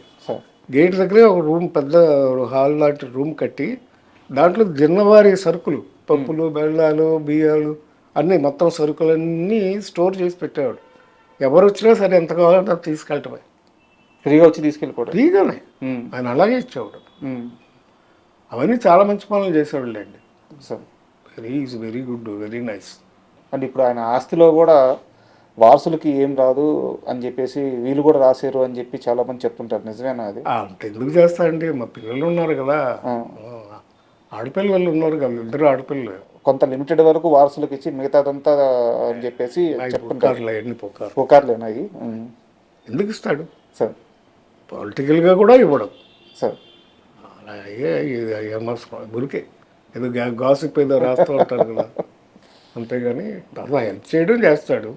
చిరంజీవి గారు చేస్తారు అలాగే. మన సునామీ ఇచ్చినప్పుడు ఇది అందరికి హెల్ప్ చేయాలి, సునామీ కదా ఇది, కరోనా వచ్చినప్పుడు చాలా మందికి చేయలేదు అలాగే. అవునవునవును. ఆ గుడ్ నేచర్ అనేది ఆటోమేటిక్గా హీరోలు ఊడిపోద్ది సార్ ఎంతో కొంత. అంటే వాళ్ళు వేసే పాత్రలు, వాటి స్వభావాలు వాళ్ళ దగ్గర పనిచేస్తాయి సార్. అందులోని కదా సక్సెస్ఫుల్. రామారావు గారు ఉన్నారంటే ఆయన దేవుడు అని ఫీల్ అయ్యేవాడు. లేకపోతే అంత కరెక్ట్గా ఎలా కన్వీనియన్స్గా ఉంటాడు ఆయన, ఎలా కన్విన్స్ చేయగలడు ఆడియన్స్ని. ఆయన స్వతహాగా నేను దేవుడు అనే ఫీల్ అయ్యేవాడు. అందుకే ఆ టీవీ, ఆ నటన, ఆ ఇన్వాల్వ్మెంట్ వచ్చేస్తుంది. ఆ క్వాలిటీస్ కూడా అలాగే డెవలప్ అవుతాయి. సో అంతులేని కథ దర్శకుడు కె బాలచంద్ర గారి గురించి ఎంత చెప్పుకున్నా తక్కువే. ఎందుకంటే ఆయన మీకు లైఫ్ ఇచ్చారు, మాకు అద్భుతమైన సినిమాలు ఇచ్చారు. సో రజనీకాంత్ గారు ఒక పెద్ద స్టార్గా ఎదిగిన తర్వాత ఆయన పట్ల తన కృతజ్ఞతను ఎలా చూపించారు? రజనీకాంత్ కానీ, కమల్ హాసన్ కానీ, బాలచంద్ర గారు ఉంటే ఎప్పుడు వీళ్ళు కూర్చుంటే నేను చూడలేదు, కుర్చీలో కూర్చుని చూడలేదు, ఎప్పుడు నిలబడే ఉంటారు ఇద్దరు, చేతులు కట్టుకుని నిలబడారు. మేము అందరం పైగా నేను ఎప్పుడు అనేప్పుడు కూర్చోండి అయ్యా, ఎందుకు అలా నిలబడతారు, కూర్చోండి అంటే కూర్చునేవాళ్ళం కాదు. సార్ అంత గౌరవం వాళ్ళంటే ఉంది. రజనీకాంత్ గారు చేసిన ఇంకో గొప్ప పని ఏంటంటే, కొంత స్టేజ్లో బాలచంద్ర గారి డాక్టర్ కూడా ప్రొడ్యూసర్, అల్లుడును డాక్టరు, వాళ్ళు ముత్తు తీస్తుంది వాళ్ళే సార్. కాకుండా ఇంకా 2-3 కొన్ని సినిమాలు తీస్తే అప్పుడు నష్టపోయారు సార్. ఆ టైంలోనే కథానాయకుడు రైట్స్ కొని మలయాళం సినిమా తీసుకొచ్చి తెలుగు వర్షను కథానాయకుడు సినిమా బాలచంద్ర గారికి ఇచ్చాడు ఆయన. డేట్స్ కొన్ని కోట్లు, ఎన్నో 7 కోట్లు 8 కోట్లు డబ్బు మిగిల్చి అది బాగా గురువు గారికి గురుదక్షిణగా ఇచ్చుకున్నట్టు. సో అలాంటి చాలా ఉన్నాయండి. అసలు గురువు అంటే గొప్ప ఇది ఇద్దరికి, కమల్ హాసన్కైనా అంతే, ఇంకైనా అంతే. అవసరానికి అలాగే చేసావు. అప్పుడు బాలచంద్ర గారికి మీరు ఇంకా డైరెక్షన్ చేయొద్దు సార్ అంటే 100 సినిమాలు అయిపోయినాయి అప్పుడు. ఆయన ఆఖరికి చేసిన సినిమా ఉదయ్ కిరణ్ హీరోగా అవును సార్, పొయ్యి అని, అబద్ధం పొయ్యి అనే సినిమాలో అదే లాస్ట్ పిక్చరు. దాని తర్వాత ఇక ఆయన మళ్ళీ డైరెక్ట్ చేయలేదు. మీ జీవితం మొత్తం సినిమాతో పాటే ట్రావెల్ అవుతూ ఉంది. అవును. ఏది మీకు ఎక్కువ సంతోషాన్ని ఇచ్చింది? ఏదో కెరీర్ బాగానే నడిచింది సార్. అట్లాగే నిర్మాత అయిన తర్వాత కూడా ఫస్ట్ పిక్చరే సక్సెస్ అయింది sir. Devanthakudu 100 days picture, S A Chandrasekhar garu director, Vijay వాళ్ళ ఫాదర్, విజయ్ ఫాదర్. ఇది విజయశాంతి చిరంజీవి గారితో సోలో హీరోయిన్ ఫస్ట్ పిక్చరు, నేను కూడా మంచి క్యారెక్టర్ చేయడం. అవును. దేవాంతకుడు సూపర్ హిట్ అయింది. ఇక్కడే సంధ్యా థియేటర్లో 100 డేస్ ఫంక్షన్ గ్రాండ్గా చేసాం. ఆ తర్వాత మళ్ళీ 4 ఏళ్ళకి మళ్ళీ నేను సినిమా తీద్దామని అడిగితే చిరంజీవి ఏమన్నా అంటే, అప్పుడు సుధాకర్కి హరిప్రసాద్కి కూడా కొంచెం నేను హెల్ప్ చేద్దాం అనుకుంటున్నాను, అందుకని నీకు ఎక్స్పీరియన్స్ ఉంది కనుక నువ్వు ప్రొడక్షన్ చూసుకో, వాళ్ళిద్దరు కూడా షేర్ ఇచ్చి ముగ్గురు చేసుకోండి అని చెప్పి మళ్ళీ డేట్లు ఇచ్చాడు. నటుడిగా, డిస్ట్రిబ్యూటర్గా, నిర్మాతగా అన్ని దగ్గరలో మీరు సక్సెస్ అయ్యారు. అవునండి. ఈ మధ్యలో ఫైనాన్షియల్ క్రైసిస్ ఎక్కడి నుంచి వచ్చింది? ఫైనాన్షియల్ క్రైసిస్ లేదండి, అసలు లేదు. లేదు. జీవి నారాయణరావు అంటే వాళ్ళ నాన్నగారు కానీ, వాళ్ళ నవయుగ డిస్ట్రిబ్యూషన్ కానీ, జీవి నారాయణరావు సంపాదించిన ఆస్తి కానీ, అతను తీసుకున్న రెమ్యునరేషన్ కానీ, ఇవన్నిటితో పోలిస్తే ఈరోజు ఆయన వేరే స్థాయిలో ఉండాలి అనే మాట అయితే నేను విన్నాను. అది కరెక్ట్ ఆలోచన విధానం కాదండి. సినిమా ఫీల్డ్ అన్న తర్వాత సక్సెస్ ఫెయిల్యూర్ అని ఉంటాయి. బట్ మీకు సక్సెస్ రేట్ చాలా ఎక్కువ ఉంది. ఉంది కానీ ఫెయిల్యూర్స్ కూడా ఉన్నాయి. సార్ ఇంటికో రుద్రమ్మ అని ఒక సినిమా తీశాను నేను. సార్ సుజాత గారును, చాలా మంచి సబ్జెక్ట్. తమిళ్లో వీటికొరు కన్నగి అని తమిళ్లో 100 days ఆడిన పిక్చర్ సార్ రీమేక్ చేశాను నేను. సుజాత గారిని పెట్టి తీసా. అది సుజాత గారు మిస్కాస్ట్ అయిపోయారు ఆ సినిమాలో. రివెంజ్ తీర్చుకునే కథకి సుజాత గారిని జనం యాక్సెప్ట్ చేయలేదు. సార్ అందుకని ఆ సినిమా ఫ్లాప్, అది ఆడలేదు. అలాగే తర్వాత పెళ్లి నీకు శుభం నాకు అని ఒక సినిమా తీశారు నరేష్ గారితో. అది కొంచెం బ్యాక్ డ్రాప్ అయింది. అది రిలీజ్ అయిన తర్వాత బాగా పాపులర్ అయింది. కానీ నరేష్ గారు పిఎన్ రామచంద్రరావు డైరెక్షన్లో తీశారు. సో అలాగా ఒడిదుడుకులన్నీ ఎవరికైనా ఉంటాయి సార్, అవి లేకుండా ఎవరు ఉండరు. నాకు తెలిసి మీరు ఎక్కడ మోసపోలేదా డబ్బుల విషయంలో? లేదండి, ఎప్పుడు లేదు. ఏదో ప్లానింగ్ చేసా, సక్సెస్ ఫెయిల్యూర్ అయింది తప్ప బేసికల్గా అంటే ఫాదర్ డిస్ట్రిబ్యూటరు, బ్రదర్స్ అంతా బాగున్నారు. నాకు ఎప్పుడు అలాంటి ఇబ్బంది కానీ ఫైనాన్షియల్ ఇబ్బంది ఎప్పుడూ లేదు. సార్ చిరంజీవి గారి విషయానికి వస్తే ఎన్టీఆర్, ఏఎన్ఆర్, కృష్ణ, శోభన్ బాబు, కృష్ణంరాజు, మురళీమోహన్, చంద్రమోహన్, ఆయన వచ్చిన అతి కొద్ది కాలంలోకే నాగార్జున, వెంకటేష్, బాలకృష్ణ లాంటి యంగ్స్టర్స్ వచ్చారు. వీళ్ళందరినీ దాటుకొని శివశంకర వరప్రసాద్ మెగాస్టార్ ఎలా అయ్యాడంటే ఆ క్వాలిటీస్ ఏమని చెప్తారు మీరు? Hard work sir, hard work, hard work, there is no other way. అంతే, కష్టపడ్డమే. ఆయన కష్టపడ్డాడు, ఫలితం దక్కింది ఆయనకి. చిత్తశుద్ధితో పనిచేశాడు సార్. బేసికల్గా ఆయన భారత్ స్కౌట్స్ ఇది దీంట్లో ట్రైన్ అయి ఉన్నాడు. అందుకని ఆ డిసిప్లిన్ మొదటి నుంచి అలవాటు అయిపోయింది. ప్లస్ చిరంజీవి గారి ఫాదరు చాలా స్ట్రిక్ట్గా డిసిప్లిన్తో పెంచాడు పిల్లలు. అందుకని ఆ డిసిప్లిన్ అలవాటైంది. లక్కీగా సురేఖ్ గారు భార్య కావటం, ఆ అమ్మాయి చాలా చాలా సిస్టర్ లాగా. ఆ అమ్మాయి ఎంతో ఓపికగా ఆయనకి ఎప్పుడు వచ్చినా లేటుగా వచ్చినా ఎలా చేసినా ఆయనకి చాలా బాగా చూసుకుని ధర్మపత్నిగా అమ్మాయి చేసిన సేవ అంతా ఇంత కాదు. That's why is happy. చాలా ఆనందంగా ఉంది సార్. ఎందుకంటే చిరంజీవి గారి ప్రస్తావన వస్తే అందరూ ఇప్పుడు మనం మాట్లాడుకున్నట్టే ఆయన కష్టపడ్డాడు, ఆయన నేర్చుకున్నాడు, పడ్డాడు, లేచాడు, గెలిచాడు, అందరూ ఇలా మాట్లాడుతూ ఉంటారు. అయితే ఆయన జీవిత భాగ్యస్వామిగా సురేఖ గారి కష్టం గురించి చాలా తక్కువ మంది మాట్లాడతారు. మీరు చాలా దగ్గరగా ఉన్న మనిషి కాబట్టి ఆమె ప్రస్తావన తీసుకొచ్చారు. నాకు అంత తోబుట్టు లాంటిది సార్. పైగా మా పెళ్ళిళ్ళు అందరూ ఒకే నెలలో అయినాయి. నా పెళ్ళి, చిరంజీవి గారి పెళ్ళి, రాజేంద్ర ప్రసాద్ పెళ్ళి. మా ముగ్గురు పెద్ద పిల్లలు, చిరంజీవి గారి పెద్దమ్మాయి, నా కొడుకు, రాజేంద్ర ప్రసాద్ కొడుకు, ముగ్గురు ఒకే నెలలో పుట్టారు సార్. ముగ్గురు మేము మున్సిపాలిటీ షూటింగ్ చేస్తున్నాం ఇక్కడే సంజీవ్ రెడ్డి నగర్లో. అదే షూటింగ్లో ముగ్గురు పిల్లలు పుట్టారు. ఆ ముగ్గురిని కూడా పార్టీలు చేసుకున్నాం సార్. అలాగా కోఇన్సిడెన్స్ అని. So we had a good life. Chiranjeevi గారికి సక్సెస్లు ఉన్నాయి, ఫెయిల్లు ఉన్నాయి. మధ్యలో ఒక పీరియడ్లో కొన్ని ఫ్లాపులు బాగా పడ్డాయి సార్. సరిగ్గా ఎప్పుడంటే హిట్లర్కి ముందు హిట్లర్ నుంచి సెకండ్ ఇన్నింగ్స్ అంటారు. హిట్లర్కి ముందు చాలా వస్తే ఫ్లాప్లు వస్తే కొన్నాళ్ళు, ఒక 6 నెలలు అసలు షూటింగ్ చేయలేదు ఆయన సార్.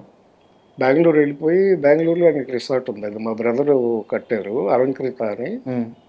అందులో ఆయనకి హౌస్ ఉంది, సొంత హౌస్, 4 ఎకరాలు సైట్లో ఇల్లు ఉంది. అక్కడికి వెళ్ళిపోయి అక్కడే ఉండిపోయారు. గ్యాప్ తీసుకున్నారు 6 నెలలు గ్యాప్ తీసుకుని అప్పుడు హిట్లర్ సబ్జెక్టు మీద వర్కౌట్ చేసి సార్ సక్సెస్ తీసుకుని తిరిగి వచ్చి అక్కడి నుంచి మళ్ళీ ఆగలేదు సార్.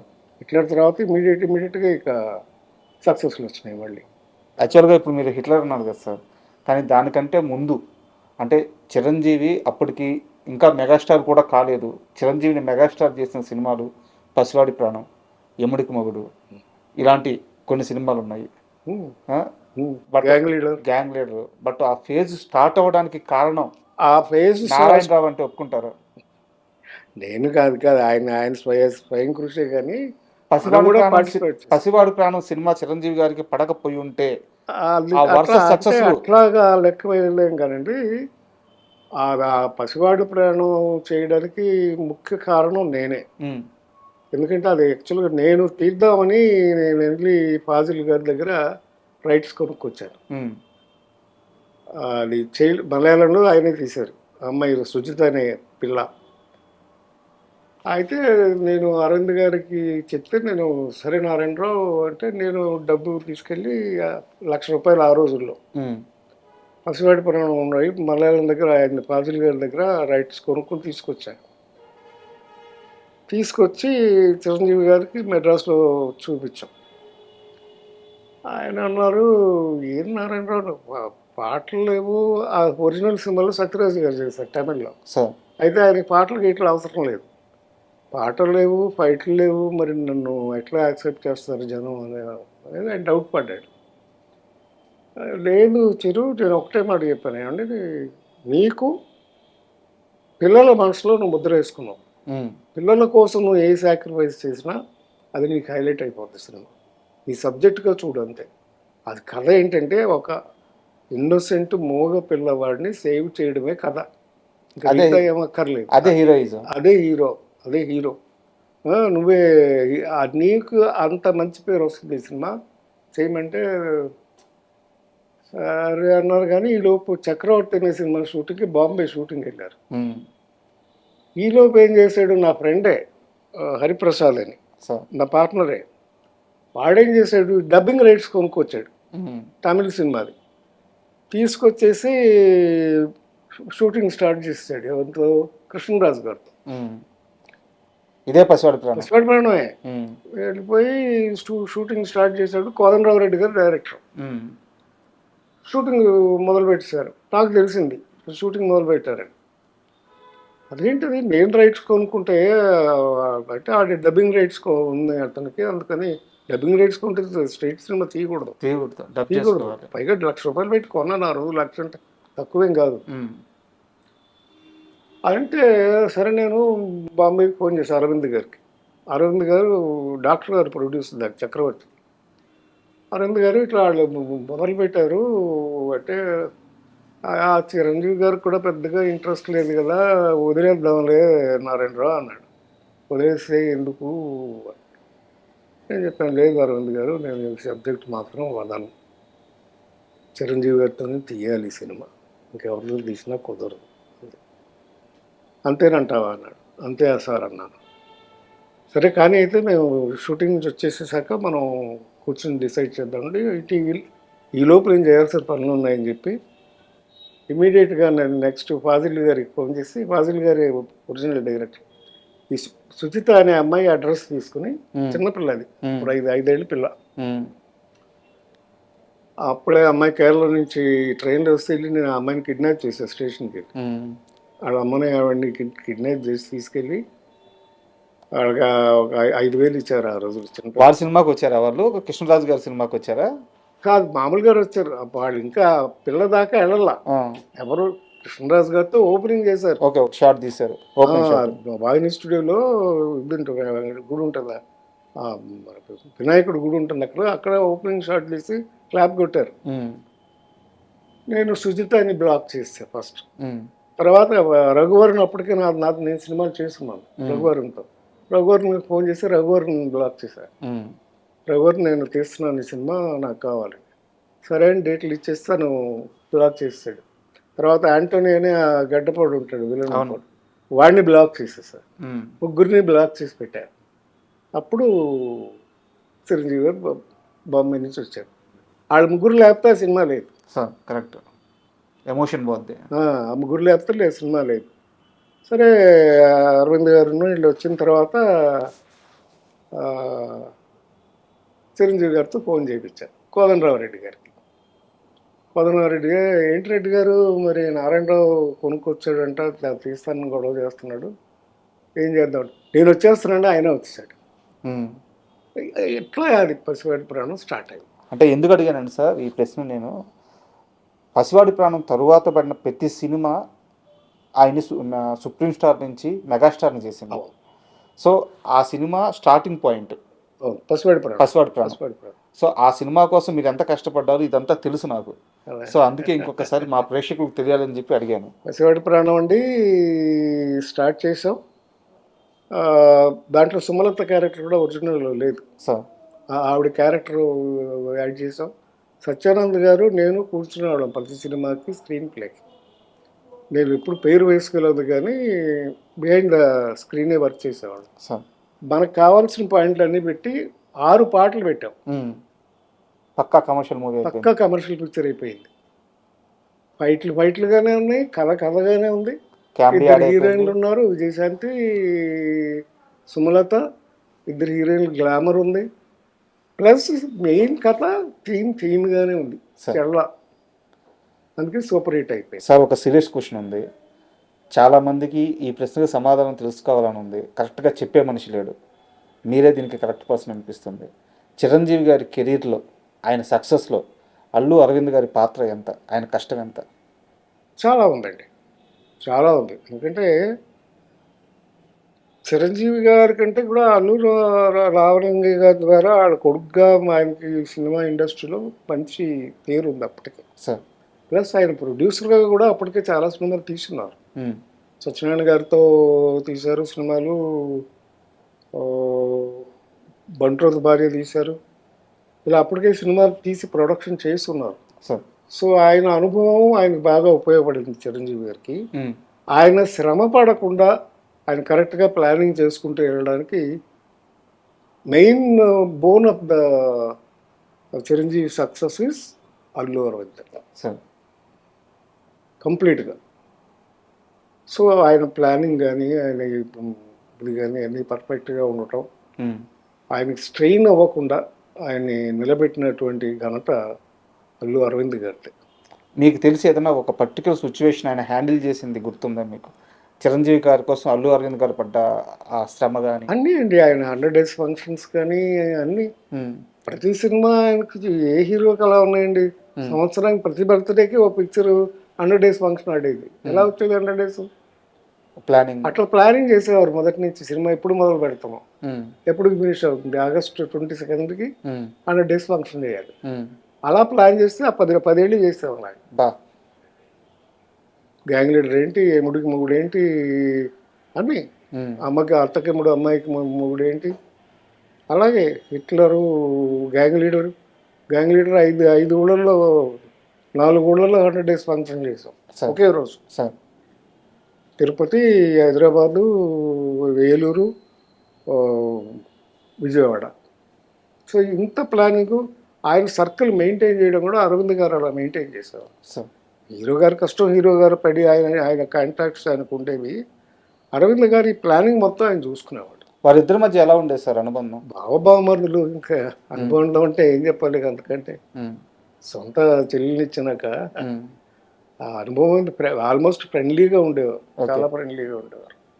ఆయనకి ఎక్కువ శ్రమ పడకుండా మొత్తం అంతా ఫైనాన్షియల్ విషయాలు కానీ అన్ని విషయాల్లోనూ జాగ్రత్తగా, ఏమాత్రం చిరంజీవి గారికి కష్టం కలగకుండా ఈ థాట్సే చేసేదాన్ని పనులు. స్టాఫ్ని బట్టి మేమందరం కూడా కోఆపరేట్ చేసేవాళ్ళం.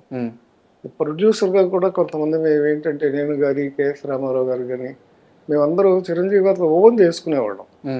ఆయన కూడా ప్రొడ్యూసర్ లాగా చూసేవాడు కాదు, ఫ్రెండ్స్ లాగా, ఫ్యామిలీ మెంబర్స్ లాగా చూసేవాడు. సో నేనైతే ఆల్మోస్ట్ ఒక రోజులో 12 గంటలు ఆయనతోనే ఉండేవాడిని ప్రతిరోజు. పొద్దున్నే ఆయన జిమ్కి వెళ్ళిన దగ్గర నుంచి, జిమ్కి వెళ్ళేటప్పుడు నన్ను ఎక్కించుకెళ్ళేవాడు. అలాగే సాయంకాలం షూటింగ్లు అయిపోయే వరకు అట్లా కలిసి ఉండేవాడు. ఇక్కడ హైదరాబాద్ వచ్చిన తర్వాత కొంచెం తగ్గిపోయింది. ఇక పాలిటిక్స్ వచ్చిన తర్వాత నేను వెళ్ళటం తగ్గించాను. నిజంగా హైదరాబాద్ వచ్చిన గ్యాప్ వచ్చిందా, పొలిటికల్ వల్ల గ్యాప్ వచ్చిందా? హైదరాబాద్ వచ్చిన తర్వాత కాదండి, పొలిటికల్ వల్ల గ్యాప్ వచ్చింది. ఎందుకంటే బేసికల్గా నాకు పాలిటిక్స్ ఇష్టం లేదు. ఈ గ్యాప్ నారాయణరావు ఏరి కోరి కాన్షియస్గా తీసుకున్న గ్యాప్ అని చెప్పి చాలామంది చెప్తారు, నిజమేనా? అదేం కాదండి, అంటే నేను బిజీగానే ఉన్నాను. ఆ తర్వాత నేనేమయ్యానంటే మోస్ట్ ఆఫ్ ద టైం నేను సీరియల్స్లోకి వెళ్ళిపోయాను. నేను ఆల్మోస్ట్ హిట్లర్ తర్వాత చిరంజీవి గారితో కలిసి నేను పనిచేసిన సినిమా లేదు. 25 years పైన అయిపోయింది. ఆ తర్వాత నేను టీవీ ఛానల్స్లోకి వెళ్ళటం, నేను బిజీగానే ఉన్నాను అప్పటికి. ఇంకా ఓపెన్గా మాట్లాడుకున్నా అంతకంటే ఏముంది చెప్పండి. చిరంజీవి గారు ప్రజారాజ్యం పార్టీ పెట్టడం మీకు అస్సలు ఇష్టం లేదు. నేను ఆయనతోనే చెప్పేవాడిని అండి. ఉమ్, మాకు అప్పుడప్పుడు ఏం చేశాడంటే సరదాగా మా ఫ్రెండ్స్ అంతా ఉన్నప్పుడు, ముఖ్యంగా మెయిన్ ఫ్రెండ్స్ ఉన్నప్పుడు, బాపినేడు గారు కానీ నేను కానీ మేమంతా ఉన్నప్పుడు డిబేట్ లాగా పెట్టేవాడు. ఉమ్, ఏమయ్యా నేను చేస్తే పాలిటిక్స్లోకి వెళ్తే ఎలా ఉంటుంది, వెళ్ళకపోతే ఎలా ఉంటుంది ఉమ్, అని ఇలా డిస్కస్ చేసుకునేవాడు. నేను మొదటి నుంచి చెప్పాను, నీకెందుకు, ఉమ్, వై, నీకు రావాల్సిన ఆదరణ వచ్చేసింది, um, you can make your star maker, నువ్వెందుకు ఇప్పుడు పాలిటిక్స్లోకి వెళ్ళాల్సిన అవసరం ఏముంది నీకు ఉమ్, అనేసి నాకు నాకు ఇష్టం లేదు యాక్చువల్గా. సార్ సో బట్ హీ ఆయనకి ఇష్టం, వెళ్ళాడు, కావాలనుకున్నారు, చేశారు, రిజల్ట్ చూశాను కదా, సార్ అదే విషయం. చివరిసారిగా ఎప్పుడు కలిసారు చిరంజీవి గారిని? మేము రెగ్యులర్గా కలుస్తూనే ఉంటామండి. సార్ మా అబ్బాయి పెళ్ళికి వచ్చారు, మా అమ్మాయి పెళ్ళికి వచ్చారు, వాళ్ళ ఇంట్లో ఏదైనా ఫంక్షన్ ఉంటే, మెయిన్ ఫంక్షన్లు ఉంటే అన్నిటికి వచ్చాం, చరణ్ పెళ్ళికి వెళ్ళాం, ఉమ్, అలా ఫంక్షన్స్ ఏమైనా ఉంటే కలుస్తూ ఉంటాం. కాకపోతే మా ఎలక్షన్స్, మా అసోసియేషన్ ఉంది కదా, ఉమ్. బాట్ యాక్టివిటీస్లోనూ అన్నిట్లో కలుస్తూనే ఉంటాం. ఎలాగో వాళ్ళ ఫ్యామిలీ ప్రస్తావన వచ్చింది కాబట్టి, ఒక చిన్న పిల్లాడు మీ ఇంట్లో అప్పుడప్పుడు వచ్చి అల్లరి చేస్తా, అతను డ్యాన్సులు నేర్చుకుంటా, మిగతా హీరోగా కావాలి ఏవేవి నేర్చుకోవాలో అన్నీ నేర్చుకుంటా చాలా అల్లరిగా ఉండేవారు. ఆ పిల్లాడు మీ ఇంట్లో చాలాసార్లు తిరిగారు, మీ కొడుకుతో కలిసి పెరిగాడు. ఈరోజు పాన్ ఇండియా బిగ్గెస్ట్ స్టార్ అయి ఉన్నాడు. ఎవరా హీరో గుర్తున్నారా? అర్జున్, అల్లు అర్జున్. అల్లు అర్జున్.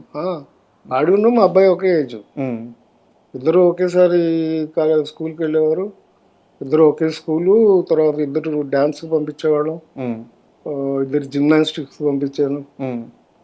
అది ఆ పైన ఉందే ఫోటో, అది కూడా చరణ్ గారు పుట్టినప్పుడు ఆ ఫోటో అది. ఓకే. ఆయన చిరంజీవి గారు ఫ్రేమ్ కట్టించి పంపించాడు మా ఇంటికి. మా అమ్మాయి మా అబ్బాయి. ఓకే. చరణ్ గారు పుట్టినప్పుడు వాళ్ళ పిల్లలు చాలా క్లోజ్గా ఉంటారు. బాగా అల్లరి చేసేవారండి చిన్నప్పుడు? చేసేవాడు, బాగా అల్లరి చేసేవాడు. అందరూ మా అబ్బాయిని నేను తీసుకెళ్ళి నలంద స్కూల్లో పెట్టాను. ఆ నలంద రాజు గారు మా నాన్నగారికి బాగా క్లోజ్ ఫ్రెండ్. ఓకే. అసలు రాజుగారు, నలంద రాజు గారే ఎస్ఆర్ నగర్లో ఆయన ముందు స్టోర్స్ ఉండేది, ఆయన స్కూల్ పెట్టింది. మా అబ్బాయిని విజయవాడలో చదివించి కొన్నాళ్ళ తర్వాత నలందాలో తీసుకొచ్చి నలందాలో పెట్టాను. అక్కడైతే ఆయన రాజుగారు బాగా ట్రైన్ చేస్తాడు. నేను మా అబ్బాయిని పెట్టానని చూసి అప్పటికేంటంటే ఊటీలో చదివిస్తున్నాడు చరణ్ని. ఊటీలో సరిగ్గా చదవట్లా, చరణ్ చదవట్లేదు, రాణా చదవట్లేదు. సరే వాళ్ళని ఏం చేద్దామని ఆలోచిస్తుంటే అప్పుడు నన్ను అడిగారు, నువ్వు ఎక్కడ పెట్టావు? నేను నలంద రాజుగారి దగ్గర పెట్టాను, కావాలంటే తీసుకెళ్ళి జాయిన్ చేస్తానంటే తీసుకెళ్ళి అప్పుడు నలంద రాజుగారి దగ్గర చరణ్ని రాణాని పెట్టారు. పెడితే అక్కడ కాడికి వచ్చి బాగుపడ్డారు వాళ్ళిద్దరూ తోడుదొంగలు. అట్లా పిల్లలు చిన్న వయసులో అలాగే. కానీ ఆ కాన్వెంట్స్ ఏమైపోయింది, ఊటీ కాన్వెంట్స్ డిసిప్లిన్ లేకపోవడం, కొంచెం డ్రగ్స్ గిగ్స్ కూడా ఛాన్స్ ఎక్కువ ఉన్నాయి. ఓకే. అందుకని తీసుకొచ్చేసారు. కాన్షియస్గా ముందే మేల్కొని ముగ్గురిని అక్కడి నుంచి తీసుకొచ్చి, నేను వీళ్ళని పెట్టానని, మా అబ్బాయిని పెట్టానని వాళ్ళని కూడా తీసుకొచ్చేసారు. సార్ తీసుకొచ్చి ఇక్కడ నలందాలో జాయిన్ చేశారు రాజుగారి దగ్గర. మీరు కానీ, చిరంజీవి గారు కానీ, సుధాకర్ గారు కానీ, ప్రసాద్ బాబు గారు కానీ, మీరంతా కూడా ఒక గ్రూపు. అయితే మీకు ఆయన సినిమాలు ఇచ్చారు, అవసరం వచ్చిన ప్రతిసారి ఆయన ఫ్రెండ్స్తో నిలబడ్డారు. బట్ ఎందుకు చిరంజీవి గారి మీద ఎందుకు ఇంకా ఒక నెగిటివ్ క్యాంపెయిన్ చేస్తూ ఉంటారు? ఎవరు చేశారు? ఆయన ఫ్రెండ్స్కి సహాయం చేయలేదు, నిర్మాతలను పట్టించుకోలేదు. ఎవరన్నారు అసలు? బయట చాలా ఉన్నాయి సార్. సుధాకర్ గారికి అన్యాయం చేశారంటారు. సుధాకర్ బాగోని రోజు కూడా హాస్పిటల్కి వచ్చి హెల్ప్ చేసింది చిరంజీవి సార్. హరిప్రసాద్ గారు చనిపోయినప్పుడు కూడా హాస్పిటల్కి వచ్చింది చిరంజీవి ఫస్ట్. సార్ ఫస్ట్ నేను వెళ్ళాను సార్. అసలు ఆ రోజే చాలా ఇన్సిడెంట్ జరిగింది. హరిప్రసాద్కి ఆల్రెడీ ప్రజారాజ్యం పార్టీలో పనిచేయాలని ఇంట్రెస్ట్ ఉంది సార్, నిలబడాలని తనకు ఉంది. అయితే అప్పుడు కొంచెం లావ్ అయ్యాడు హరిప్రసాద్. దాసనారాయణరావు గారు ఆయన గురువు. ఆయన హరిప్రసాద్ని కోపడ్డారు, ఎందుకు నువ్వు లావ్ అవుతున్నావా, ఇంత లావ్ అయిపోయావు అని చెప్పేసి అనేసరికి ఆయన వెళ్ళి నేచర్ క్యూర్ హాస్పిటల్లో చేరాడు. ఓకే. అంటే ప్రకృతి వైద్యం చేయించుకుని ఒళ్ళు తగ్గించుకుందామని వెళ్ళాడు. ఉపవాసంలో ఉన్నాడు వారం రోజులు. ఓకే. తిరుపతిలో ఫంక్షన్ జరిగింది, చిరంజీవి పార్టీ అనౌన్స్ చేశాడని ఆ రోజు TV9 వాళ్ళు నాకు ఫోన్ చేశారు, హరిప్రసాద్కి ఫోన్ చేశారు, సుధాకర్కి ఫోన్ చేశారు. మా ముగ్గురిని కలిపి ఒక షో చేద్దామని. సార్ నాకు అప్పుడు కుదరలేదు, షూటింగ్ ఉంది ఆ రోజు, నాకు కుదరలేదు, సుధాకర్కి కుదరలేదు. ఈ నేచర్ క్యూర్ హాస్పిటల్ నుంచి హరిప్రసాద్ స్టూడియోకి వెళ్ళాడు. స్టూడియోలో ఇంటర్వ్యూ చేస్తూ అలాగే పడిపోయాడు లైవ్లోనే. తర్వాత వెంటనే చిరంజీవి గారు తిరుపతి నుంచి రాగానే వెంటనే వచ్చేసారు.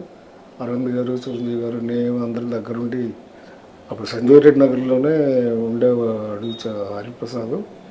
నెక్స్ట్ ఫైనాన్షియల్గా కూడా డబ్బు అరేంజ్ చేసి నా చేతికి ఇచ్చి అన్ని ఖర్చులు నన్ను చూసుకోమన్నారు. నేనే చూసుకున్నాను. అప్పుడు అన్నీ చేసాం. సుధాకర్ కూడా హెల్త్ బాగున్నప్పుడు అన్నీ చిరంజీవి గారు చూసుకున్నారు. అది ఎవరు అలాంటి టాక్ లేదే, నేను ఎక్కడా వినలేదు. నన్ను ఎవరు అడగలేదు కూడా.